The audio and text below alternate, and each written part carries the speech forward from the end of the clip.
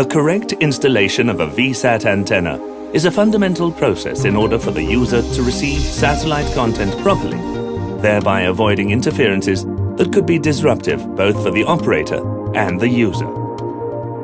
With the help of this video tutorial and using VSAT's installation manual as a reference, the user will be able to easily and securely install their VSAT antenna. Once the installation has been successfully completed, they will be able to use their VSAT to access the portfolio of solutions and services offered by the company. Installation of VSAT system. The installation you're going to perform basically consists of two components. One is the ODU or outdoor unit and the other is the IDU or indoor unit. ODU installation. ODU components. All of the elements that make up the ODU will have to be certified by VSAT and consist of the following pieces. One reflector, one support for the reflector, one mast, one feed support, one feed, one LNB, one BUC or transmitter. In addition to these components, you will need to have two coaxial cables for TX and RX connectors. Tools for the installation. To install the ODU, the installer will need to have the following components: compass, inclinometer, field meter, GPS, 7, 11 and 13 spanners, set of screwdrivers, Allen keys, self-bonding tape, outdoor tie wraps, and for the installation of the support, a drill, level, screws and wall plugs. Choosing the place to install the antenna. In order to correctly receive broadcasts from VSAT, the satellite dish may be installed on rooftops, balconies, walls or gardens, as long as they have a clear view towards the southeast or northeast, depending on whether it is located above or below the equator, and there should be no geographical obstacles that prevent a direct line of sight between the antenna and the VSAT satellites.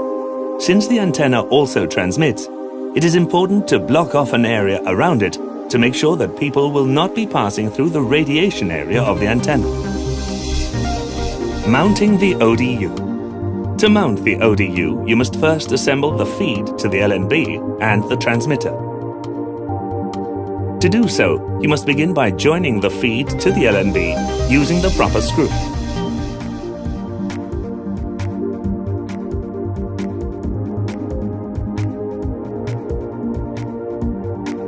Once they are joined, assemble them to the transmitter. You may then assemble and install the antenna. To mount the antenna, a straight support, L-shaped support, or a tripod with a tube diameter of 60 mm must be used. The support must be well leveled.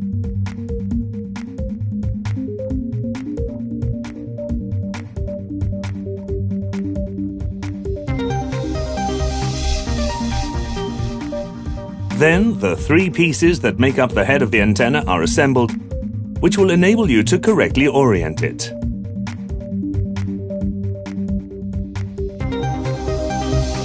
The support contains the fine-tuning bolts and connection to earth.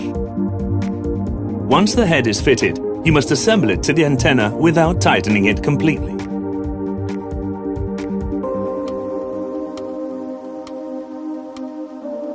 After it has been placed on the support, tighten the bolts.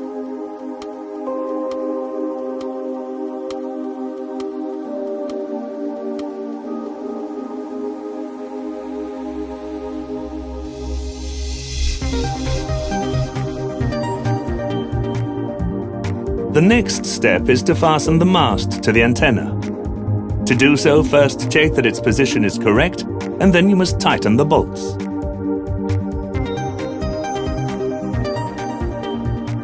Then fasten the feed support to the end of the mast, again ensuring that its position is correct.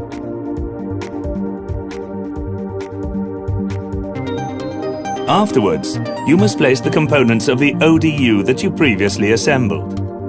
It is important to take note of the position of the ODU block in relation to vertical in order to correctly adjust the polarization later on.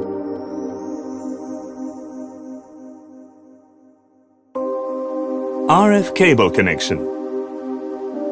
You may then connect the TX and RX cables, always leaving enough cable length in order not to overstretch them.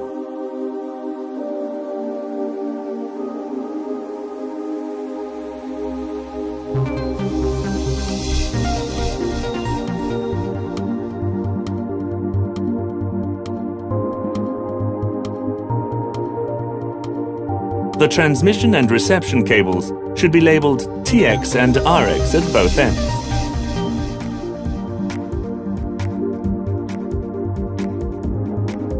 Use the outdoor tie wraps, spacing them such that the cables are not left loose. Lastly, protect both connectors from moisture and rain by carefully wrapping them in self-bonding tape. If possible, connect one of the building's earth cables to the antenna mast. Installing the IDU. IDU components. For this configuration, the IDU is made up of a Gillett SkyE VSAT terminal.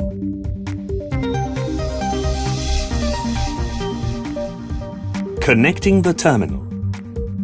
The IDU has two F connectors for the TX and RX cables that come from the ODU, an Ethernet interface for connecting with the client's computers, and a power cable.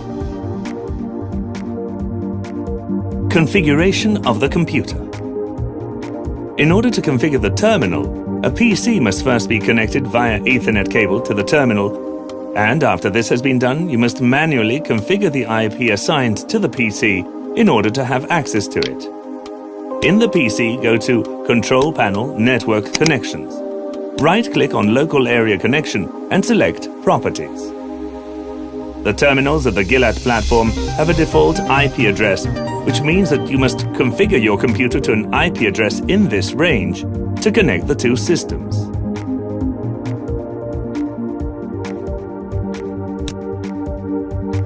After doing so, access the terminal by entering the correct address in the Internet browser. By doing so, you will access the terminal's home page status, which will show us a summary of its status. Configuration of the terminal. In order to correctly configure the terminal, you must go to the Installer tab. To access this tab, you must enter the user data that you can find in the installation manual on VSAT's website. This way you will be able to access the following page. By clicking on Setup, you can see the entire configuration of the terminal, which you must fill in according to the parameters that appear in the installation manual using the values provided by the ISP. When the configuration has been completed, click Submit to apply the changes. Orientation of the antenna. Before beginning the orientation process, it is necessary to obtain the azimuth, elevation, and polarization values for the GPS position of the installation. These data can be obtained on many different web pages. For example, in the case of Madrid, the values would be azimuth 217.67 degrees north, elevation 35.98 degrees, and polarization 27.77 degrees north. Approximate adjustment. For the approximate adjustment of the azimuth, you can use the compass to find the orientation, 217.67 degrees if we use the example of Madrid. Rotate the whole block until the best point for the approximate orientation is reached. For the approximate adjustment of the elevation, you must raise or lower the antenna until the notch that is below the nut is placed at the elevation obtained based on our GPS position.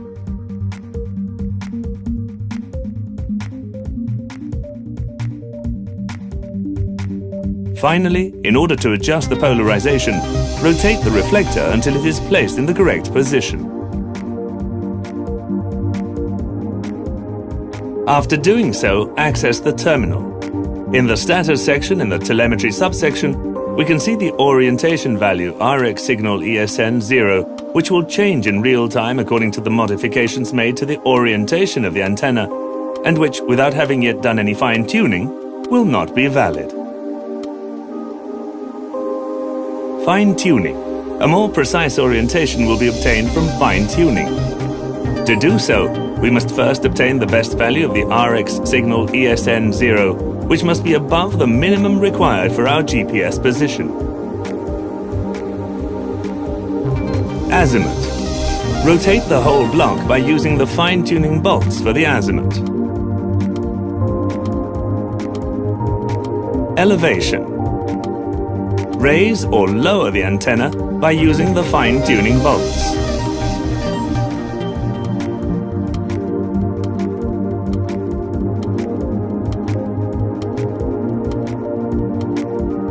Automatic alignment. The fine-tuning of the cross-polarization must be done through an automatic alignment. To initiate it, go to Installer, Antenna, and click Start Alignment, and then click Crosspole. In order for the alignment to be valid, the value of the crosspole must be the lowest possible. In order to do so, you will have to fine-tune the cross-polarization by rotating the BUC. Once you have obtained said value, after a few seconds the alignment will be validated and you can finalize the process by clicking End Alignment. After this has been done, you will have to go to the Commands section and click on Enter Installation Mode and then click Accept. Lastly, press Reset VSAT to save and apply the configuration. Synchronization. After this last process, the installation process of the terminal is completed.